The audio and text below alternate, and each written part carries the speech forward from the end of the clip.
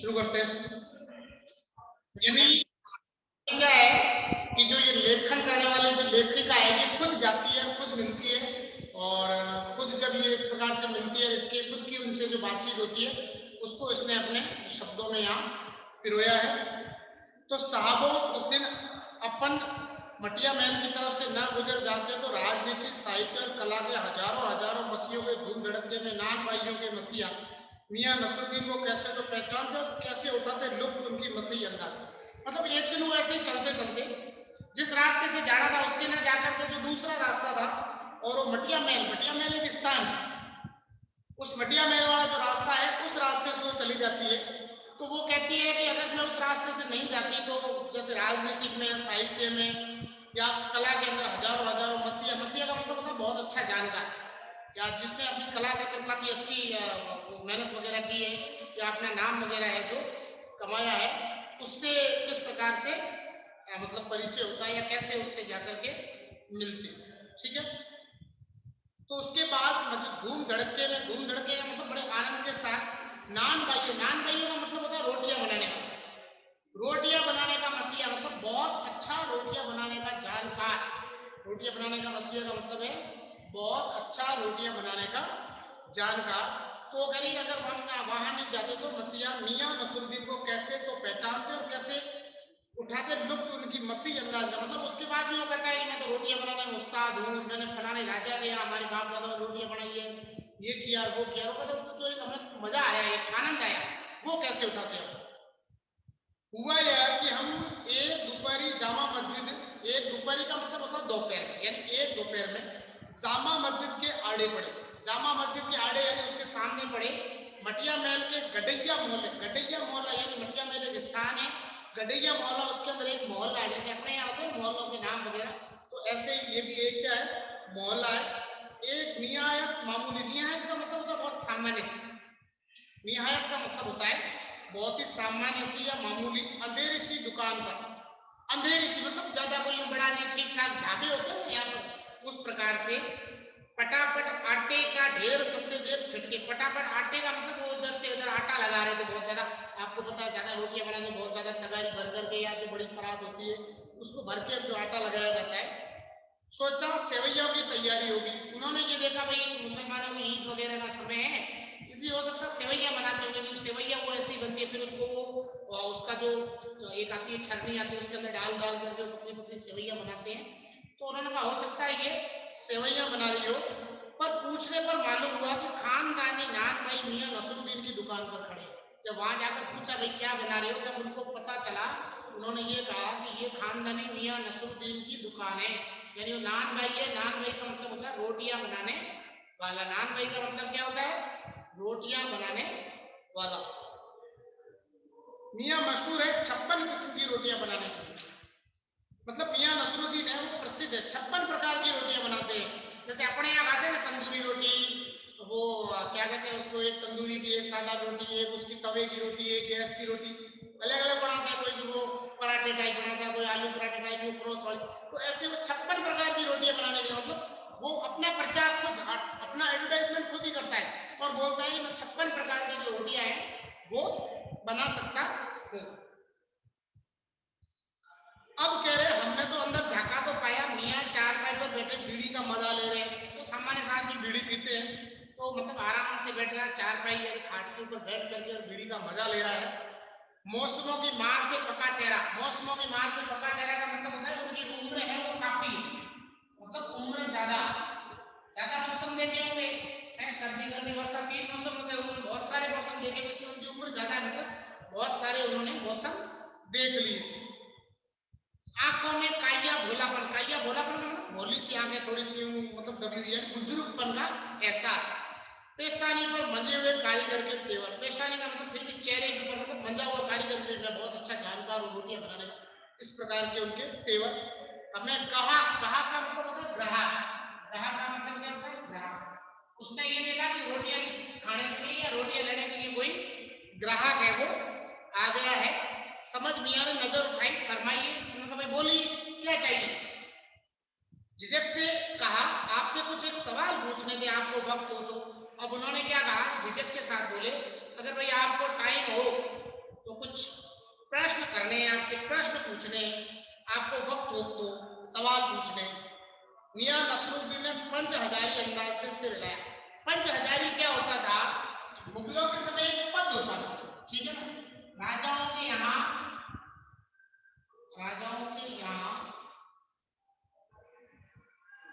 एक पद होता था, मतलब अधिकारी होता था। उसी मतलब एक अधिकारी की तरह उन्होंने अपना आराम से सिर हिलाया। और देखो क्या कहते हैं, निकाल लेंगे वक्त थोड़ा, पर यह तो कहिए आपको पूछ रहा हूँ ना, हाँ थोड़ा टाइम निकाल। अधिकारी होता है ना, जैसे कहते हैं भाई आपसे मिलना है, समय है क्या, तो वो जिस अंदाज में कहते हैं ना, हाँ कोई दिन आज आप 2 मिनट निकाल लेंगे आपके लिए, मतलब उसी अंदाज में वो बोला भाई निकाल लेंगे वक्त। लेकिन फिर पूछता भाई आपको क्या सवाल पूछने हैं। फिर घुरकर देखा और जोड़ा, मियाँ कहीं अखबार नवीस तो नहीं हो मियाँ। अब वो मुसलमान है इसलिए वो ऐसे करे। मियाँ का मतलब वो सामान्य, जैसे अपन कहते भाई, लोग कहते हैं अरे लोगों, अरे भाई आप, ऐसे तो मियाँ शब्द बोलते। तो मियाँ अखबार नवीस तो नहीं हो। अखबार नवीस का मतलब होता है पत्रकार। क्या मतलब होता है? पत्रकार। मतलब कोई पत्रकार तो नहीं पूछ पाछ के फिर न्यूज पेपर में छाप दो, तो मैं ऐसे तो कुछ भी बताने वाला हूं नहीं। यह तो खोजियों की खुरापात है। खोजियों का मतलब जो कुछ खोजबीन करते हैं। खुरापात का मतलब होता है बदमाशी। खुरापात का मतलब क्या होता है? बदमाशी या फिर शैतानी नहीं सकते, मतलब ये शैतानी का काम है, खुरापाती है, बदमाशी का काम है अखबार वालों का। हम तो अखबार बनाने वाले और अखबार पढ़ने वाले दोनों को ही निठल्ला समझते हैं। मतलब वो कह रहे हैं अखबार कोई काम है क्या, अखबार पढ़ना है, अखबार छापना होगा, कोई काम नहीं, ये तो निठल्ले लोग हैं, मतलब एकदम बेकार लोग हैं। हाँ, काम काजी आदमी को इससे क्या, मतलब काम करने वाला जो धंधा व्यवसाय करता है उसको अखबार से क्या लेना, वो तो अपना सुबह शाम अपना क्या करेगा, काम करेगा, इसलिए उसको इससे कुछ भी लेना देना नहीं है। खैर, आपने यहाँ तक आने की तकलीफ उठाई है, तो पूछिए क्या पूछना चाहते हैं। अब उसने कहा तो कोई बात नहीं भाई, आप चल करके मेरी दुकान तक आए हो, तो आप मतलब कुछ चला कर ही आए होंगे, तो आप पूछो आपको क्या पूछना है। फिर पूछिए क्या पूछना चाहते हैं। पूछना यह था कि किस्म किस्म की रोटियां। किस्म किस्म की रोटियों का मतलब होता है तरह तरह की रोटियां। किस्म किस्म का मतलब क्या हो जाएगा? तरह तरह की। मतलब भाई आप कहते हो 56 प्रकार की रोटियां बनाते हो, तरह तरह की, अलग अलग किस्म की का। इल्म, इल्म का मतलब होता है ज्ञान। इल्म का मतलब क्या होता है? ज्ञान। यानी जो ये रोटियां बनाने का ज्ञान या जो कला है, ये आपने कहां से सीखा? लेखिका कह रही है, मैंने उससे ये पूछा कि जो रोटियां बनाने का ज्ञान है, जो रोटियां बनाने की जो कला है, ये कला आपने कहां से सीखी? तो इल्म आपने कहां से हासिल किया है या कहां से सीखी है? मियां नसरुद्दीन ने आंखों के कंचे हम पर फेर दिए, मतलब ऐसे घूम करके देख, कंचे का मतलब आंखों के बीच और एकदम उनको देखने लग गए। फिर तरेर कर बोले, मतलब थोड़ा सा क्या ये भी कोई सीखना, बाप दादाओं से सीखा है, मतलब आवाज के अंदर थोड़ा इस प्रकार से ला करके, क्या मतलब? पूछिए साहब, नान भाई इल्म लेने कहीं और जाएगा? नान भाई का मतलब होता है रोटियां बनाने वाला है, वो ज्ञान लेने के लिए, सीखने के लिए कहाँ जाएगा? रोटियां बनाने के पास जाएगा, दूसरी जगह तो वो जाएगा नहीं भाई। अपने माँ बाप, अब जो रोटियां बनाने वाला बाप दादा है, उनसे वो बच्चे यही सीखेंगे रोटियां बनाना। तो उसने कहा ज्ञान लेने नान भाई कहाँ जाएगा? इल्म का मतलब ज्ञान लेने के लिए नान भाई है वो कहाँ जाएगा? क्या नगीसा, सॉरी नगीना साज गया, नगीने बनाने जो आया, या सोनार का काम उसके पास जाएगा सीखने के लिए? जो सोने का काम करता है, नगीने लगाने का काम करता है, तो वो वहां जाएगा रोटियां बनाने के सीखने? वहां तो नहीं जाएगा। ठीक है, के पास, क्या आईना साज के पास? आईना साज का मतलब होता है जो आईने बनाता है, यानी कांच बनाता है, उसके पास जाएगा क्या? क्या मीना साज के पास, जो मीनाकारी कलाकारी करता है, उसके पास जाएगा क्या? या रफरू अंग्रेज या तेली तबेली से, मतलब किससे? अंग्रेज से, रफू करने वाले से, तेली से, तबेली से, किसके पास जाएगा सीखने के लिए? भाई वो ज्ञान जिसके पास होगा उसी के पास जाएगा ना। इसका मतलब वो नान भाई ज्ञान लेने के लिए किसी नान भाई के पास ही जाएगा, यानी रोटी बनाने वाला है वो ज्ञान लेने के लिए किसी रोटी बनाने वाले के पास ही जाएगा, दूसरे के पास नहीं जाएगा। फिर क्या फरमा दिया साहब, यह तो हमारा खानदानी पेशा ठहरा। पेशा का मतलब होता है काम, यानी उसने कहा ये तो हमारा क्या है, खानदानी काम है, हम अब से नहीं कई समय से करते हुए आ रहे हैं, ये हमारा खानदानी काम है या हमारा खानदानी पेशा है। कौन कह रहा है? नसरुद्दीन कह रहे हैं कि ये तो हमारा खानदानी पेशा है। ठीक है, फिर कह रहे हाँ इल्म की बात पूछिए, जो कुछ भी सीखा अपने वालिद उस्ताद से। वालिद उस्ताद का मतलब होता है पिता। वालिद का मतलब क्या होता है? पिता। उस्ताद का मतलब होता है मास्टर, या जो बहुत अच्छा कलाकार होता है ना उसको उस्ताद बोलते हैं। या तो जो अच्छा किसी ने मास्टरी कर रखी है या जिसने बहुत अच्छी कलाकारी सीख रखी है उसको क्या बोलते हैं? उस्ताद बोलते हैं। ठीक है, तो हाँ इल्म की बात पूछी तो जो कुछ भी सीखा है अपने वालिद उस्ताद से, मतलब यह कि हम घर से ना निकले कि कोई पेशा अख्तियार करेंगे, मतलब घर से ये सोच करके नहीं निकले कि भाई जाएंगे और कुछ सीख करके और हम आएंगे, इस हिसाब से हम बिल्कुल भी नहीं निकले हैं। यानी घर से कुछ सीखने के लिए, काम सीखने के लिए, इधर उधर बाहर भटकने के लिए हम बिल्कुल भी नहीं निकले हैं। फिर है कोई निकले कि कोई पेशा अख्तियार करेंगे। अख्तियार करने का मतलब क्या होता है? मतलब कोई सीखना या अपनाना। अख्तियार का मतलब क्या हो जाएगा? या तो हो जाएगा सीखना, या तो हो जाएगा सीखना, और या फिर हो जाएगा अपनाना। यानी भाई कोई काम धंधा अपनाने के लिए हम घर से नहीं निकले या घर से हम बाहर कहीं भी नहीं गए कि कोई काम धंधा अपनाए या कोई काम धंधा सीखे।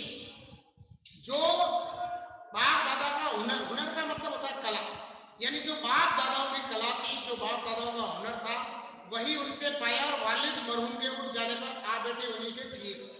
यानी वालिद मरहूम, वालिद का मतलब जब पिता का देहांत हो गया, मरहूम का मतलब क्या होता है? देहांत होना, यानी जब उनकी मृत्यु हो गई, यानी वालिद पिता की, यानी जिसकी मृत्यु हो चुकी, जैसे पिताजी की मृत्यु हुई वैसे ही हम आ बैठो ठिए पर। ठिए का मतलब तो समझते हो ना, वो जहां जिसके ऊपर रोटियां पकाई जाती है।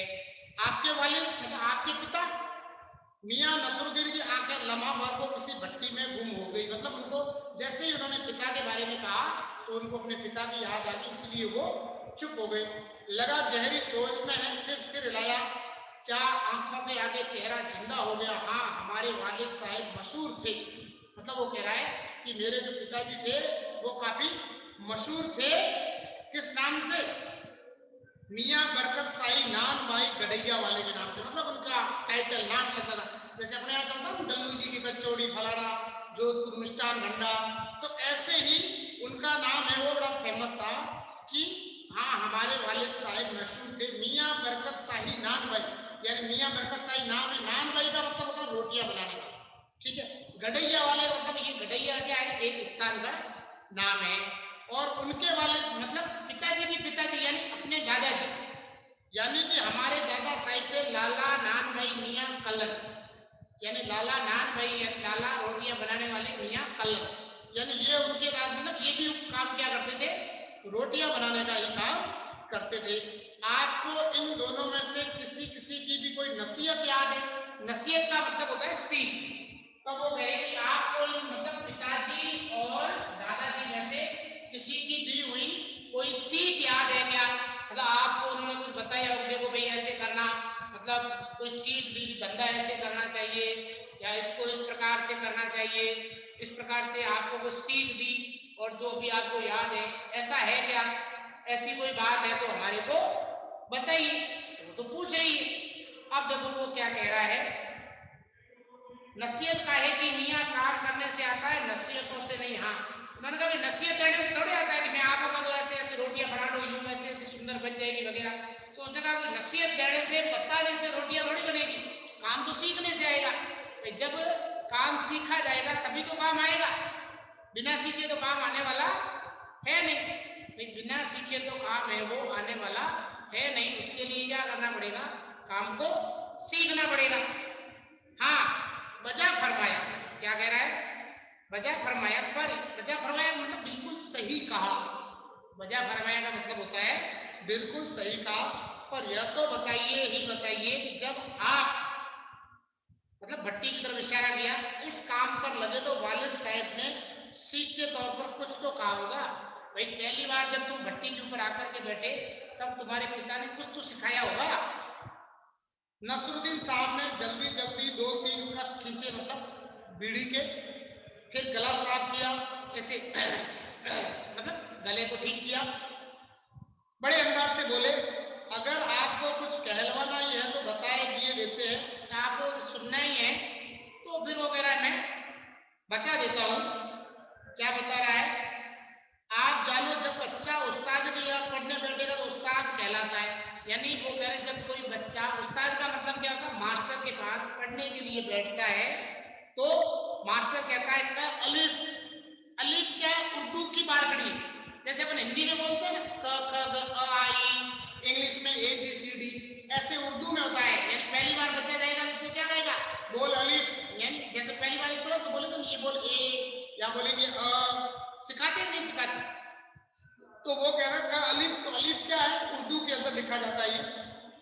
बच्चा कहता है अलिफ का बे, तो ये बच्चा कहता है बे का जीम, बच्चा कहता है जीम, अलिफ पे बे जीम तन ते रा, ये मतलब उर्दू की वर्णमाला। इस बीच उस्ताद जोर का हाथ सिर पर धरता है और शार्गिद चुपचाप परवान करता है, मतलब जोर से आशीर्वाद देता है, अरे वाह वाह बहुत बढ़िया, अरे वाह शाबाश शाबाश अच्छा आशीर्वाद, मतलब धीरे धीरे वो आशीर्वाद देता रहता है, सिखाता रहता है, बच्चा है धीरे धीरे परवान चढ़ता रहता है, मतलब धीरे धीरे वो ज्ञान बच्चे को मिलता रहता है और बच्चा धीरे धीरे उस ज्ञान को लेता रहता है और वो सीखता रहता है। समझो साहिब, एक तो पढ़ाई ऐसी, मतलब एक तो पढ़ाई ऐसी होती है और दूसरी बात बीच में छोड़कर सामने से गुजरते मीर साहब को आवाज देने लगी, कहो भाई मीर साहब सुबह ना आना हुआ, पर क्यों? मतलब अब उनसे बातें करना छोड़ करके कोई अन्य व्यक्ति जा रहा है उनसे बातें करने लगता है। मीर साहब ने सिर हिलाया, मियाँ अभी लौट के आते हैं तो बतावेंगे। उन्होंने कहा लौट के वापस आ रहा हूँ फिर बात करेंगे। आप दूसरी पढ़ाई की बाबत कुछ कह रहे थे। अब लेखिका ने पुनः पूछा कि भाई आप दूसरी पढ़ाई के बारे में कुछ कह रहे थे तो बताओ क्या बात थी। इस बार मियां नसरुद्दीन ने यूं सिर हिलाया कि सुकरात, मतलब एकदम ज्ञानी तरीके से, सुकरात कौन था? एक बहुत बड़ा ज्ञानी था, दार्शनिक था यूनान का। हाँ, एक दूसरी पढ़ाई भी होती है, सुनिए। अगर बच्चे को भेजा मदरसे तो बच्चा ना कच्ची में बैठा, ना बैठा हुआ पक्की में, ना दूसरी में, और जा बैठा तीसरी, मतलब सीधा जाकर के थर्ड क्लास में एंटर हो गया। ना उसने पहले कुछ सीखा ना ये सीखा। दूसरी में हम पूछेंगे कि तीनों जमातों का क्या हुआ। जमात का मतलब होता है कक्षा या क्लास। जमात का मतलब क्या होता है? कक्षा या क्लास। जमात का मतलब क्या होता है? कक्षा या क्लास। क्या हुआ उन तीनों क्लासों का, उन तीनों क्लासों का यानी कक्षाओं का क्या हुआ? अपना ख्याल था कि मियां नसरुद्दीन नान भाई अपनी बात का निचोड़ भी निकालेंगे, पर हम ही पर्दात करेंगे। आप ही बताइए उन 2-3 जमातों का क्या हुआ? भाई उन्होंने सोचा ये अपने आप कुछ बताएंगे नहीं, लेकिन वो हमसे ही पूछ रहे हैं कि 2-3 जमात यानी 2-3 कक्षाओं का क्या हुआ, क्या हुआ, क्या हुआ। इस प्रकार से वो पूछने लग जाते हैं। यह बात मेरी समझ के तो बाहर। लेखिका ने कहा कि भाई मेरे को तो ये चीज समझ में नहीं आ रही है। इस बार शाही दान भाई मियां कल्लन के पोते अपने बच्चे कुचे दांतों से खिलखिला के हंस पड़े, यानी जो कुछ दांत टूट गए तो उसमें हे ऐसे किया उन्होंने। मतलब मेरा साफ ना था तो लो साहिबों अभी साफ हुआ जाता है, जरा सी देर को मान लीजिए। यानी काम सीखने के लिए क्या, हम बर्तन धोना ना सीखते, हम भट्टी बनाना ना सीखते, भट्टी को आंच देना, आंच देने का मतलब था उसमें आग लगाना, वो ना सीखते तो क्या हम सीधे सीधे नान भाई का हुनर सीखते? मतलब कोई भी काम सीखना है, रोटी बनाना सीखना है तो पहले वो कह रहा है पहले बर्तन धुलाएंगे, फिर आग जलाना सिखाएंगे, फिर भट्टी ठीक करना सिखाएंगे, फिर आटा कूटना सिखाएंगे, उसके बाद कोई रोटी बनाने का नंबर। तो हम भी ऐसे आए, सबसे पहले दुकान में किसी को पानी वानी पिलाया होगा, फिर बर्तन धोने का काम किया, फिर भट्टी जलाने का काम किया होगा, फिर धीरे ही कैसे करके और सीखे होंगे। ठीक है। मियां नसरुद्दीन हमारे और कुछ ऐसे देखे कि उन्हें हमसे जवाब पाना हो, फिर बड़े मंजे अंदाज, मतलब एकदम यूं जानते हुए अंदाज कहने का मतलब साई या कि तालीम की तालीम भी बड़ी चीज, यानी शिक्षा के लिए ही शिक्षा, ये बहुत बड़ी बात है। यानी शिक्षा पाने के लिए आपको शिक्षित होना जरूरी है। भाई आपके पास कुछ संदेश आया, कुछ शिक्षा तालीम ग्रहण करने की बात है, तब शिक्षा, तभी आप शिक्षा ग्रहण कर सकते हैं। सिर हिलाया है, साइन माना। ठीक है, आज इतना ही।